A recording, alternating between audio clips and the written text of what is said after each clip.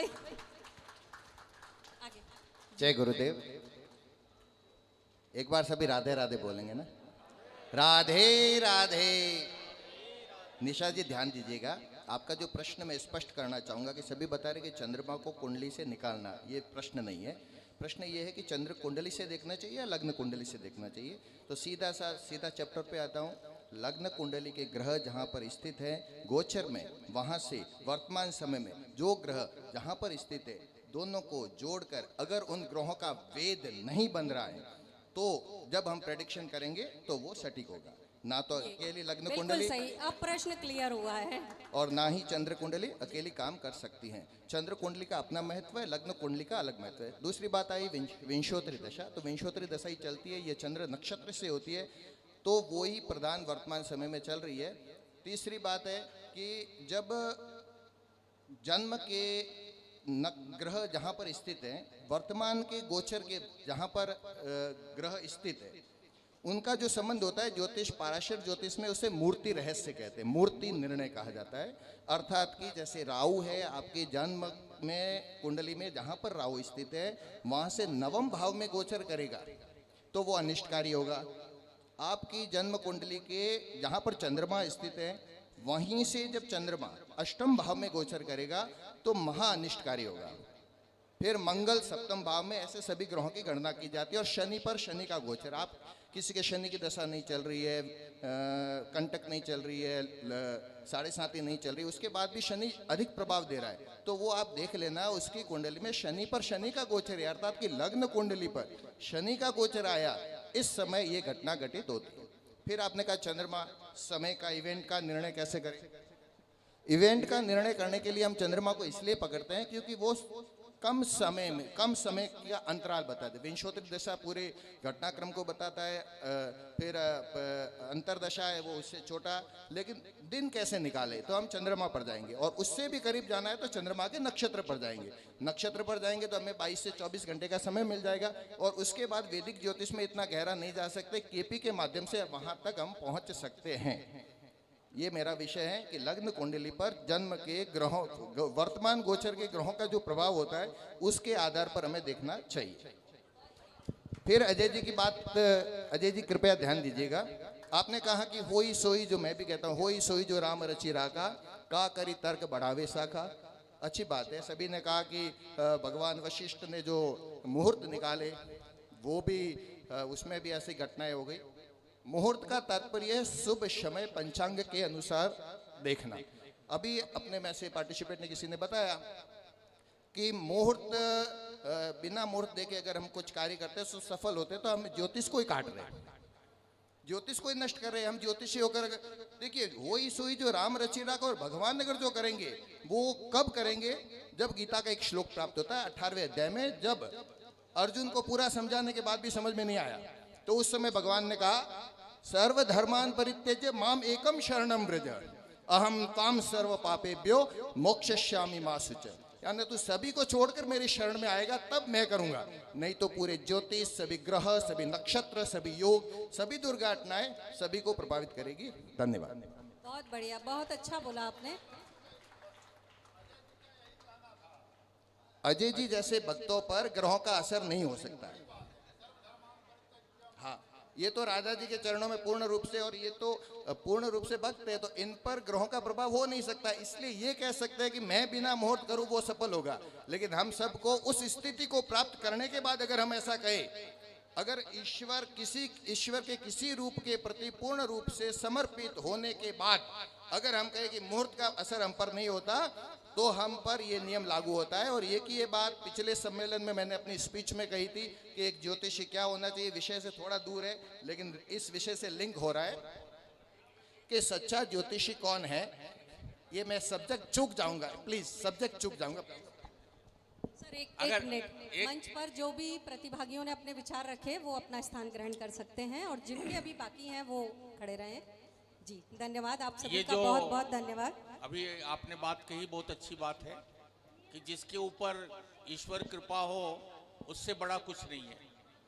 परंतु मैं आपसे ये कहना चाहूँगा कि हमारे यहाँ वेदों को लेकर के आप चलेंगे तो हमारे यहाँ एक नासदी सूक्त है, नासदी सूक्त को लेकर चलेंगे तो ये चंद्रमा, सूर्य, नक्षत्र वक्षत्र कुछ नहीं है, तो फिर क्या करेंगे आप?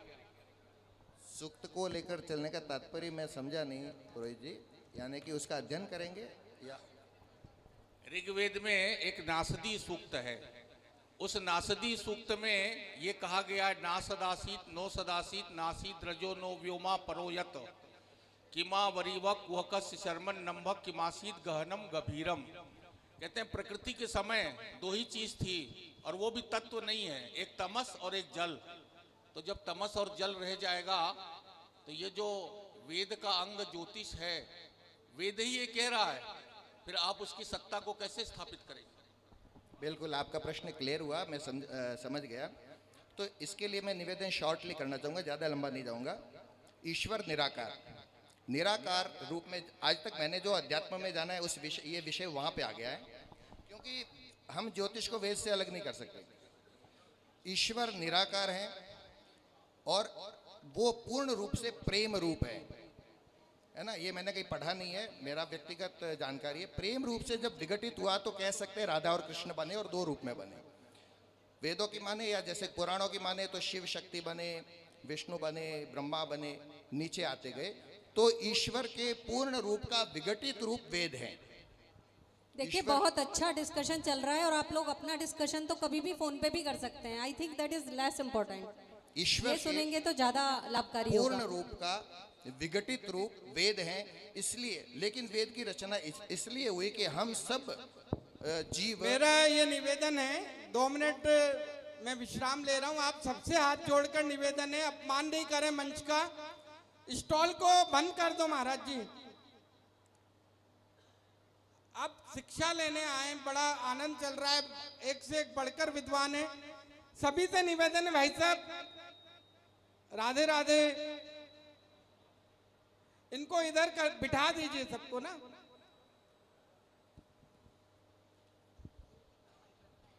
जी, वेदों की रचना हुई, फिर ईश्वर ने कहा कि एको हम बहुश्याम, मैं ही एक से अनेक हुआ हूँ।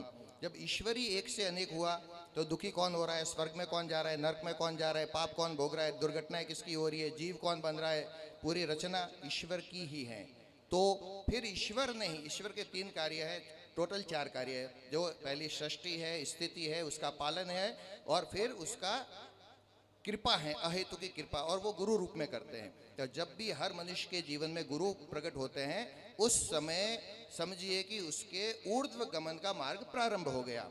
तो वेद हमें बहुत ही ऊंचाई तक ले जाते हैं, किंतु एक स्टेज के बाद हमें वेदों को भी छोड़ना पड़ेगा, जिसे निराकार स्वरूप कहा गया है, और जिसे नाद स्वरूप, और अंततः नाद को भी छोड़ के उस निराकार में लीन हो जाएंगे। लेकिन हमारी यात्रा है, इसलिए हम पर सभी ज्योतिष ग्रहों का भी प्रभाव होगा।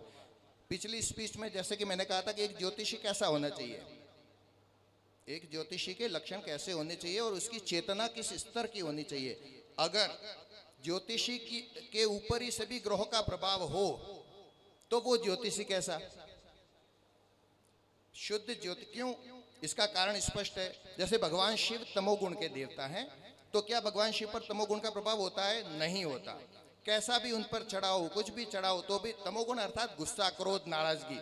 किसी का देवता होने का मतलब होता है उसके अधिष्ठाता, उसके स्वामी। कहते हैं ना, इसका पति है राष्ट्रपति, यानी राष्ट्र का पति, स्वामी, मालिक, बॉस, है ना। तो इसी प्रकार से अगर ज्योतिषी हैं और जो दूसरे के कष्टों को दूर करता है, तो उसका व्यक्तित्व उस स्तर का, उस चेतना का स्तर वो होना चाहिए कि उस पर किसी भी चीज का प्रभाव ग्रहों का नहीं हो, और उसके लिए उसकी आध्यात्मिक चेतना के अलावा कोई रास्ता नहीं है, किसी सामान्य विधि से नहीं, अपने सदगुरु के द्वारा। क्योंकि ज्ञानम चेतनायाम सन्निहित है, जितना ज्ञान है ना वो हमारी चेतना के अंतर स्तर पर स्थित है। तो उसी चेतना से हमें जब ज्ञान प्राप्त होगा, और वही सच्चा ज्ञान होगा। बहिर्ज्ञान जितना भी होता है वेखरी में और जो पश्यंती में प्राप्त होता है, लेकिन जो हमें मूल ज्ञान है वो परावाणी में लिखा होता है। इसलिए वेद हमें क्लियरली समझ में नहीं आता। गीता के श्लोकों के सभी के जितने भी व्याख्यान होते हैं, सबके मत भेद होते हैं। इसका कारण क्या है कि जो गीता बोली गई भगवान कृष्ण के द्वारा, वो परावाणी में है, यानी उस तत्व तक हम पहुंच नहीं पाते। इसलिए हमारे स्तर बने, और हम चेतना के एक स्तर पर हैं, इसलिए आज हम यहाँ आए। और जब हम इस स्तर से ऊपर उठेंगे तो फिर ये सारे नवग्रहों का प्रभाव हमें प्रभावित नहीं करेगा। जैसा कि रावण का चक्र मात्र एक मणिपुर चक्र जागृत था, जो खेचरी मुद्रा से प्राप्त होता है, और खेचरी मुद्रा लगने पर ये जो कबीर जी ने कहा ना, गगन मंडल में उदा कोआ, जहाँ अमृत का वासा, सुगरा होए भर भर पिए, नुगरा जाए पियासा। तो खेचरी मुद्रा से अमृत टपकता है, और अगर वो मणिपुर तक पहुंच जाता है तो व्यक्ति अजेय हो जाता है। लेकिन वो भी माया का स्तर है। लेकिन जब तक चेतना आज्ञा चक्र से ऊपर शस्त्रार में नहीं जाएगी, तब तक पूर्ण विकास नहीं हो सकता। बहुत अच्छा ज्ञान नरहरि जी, आपको बहुत बहुत धन्यवाद।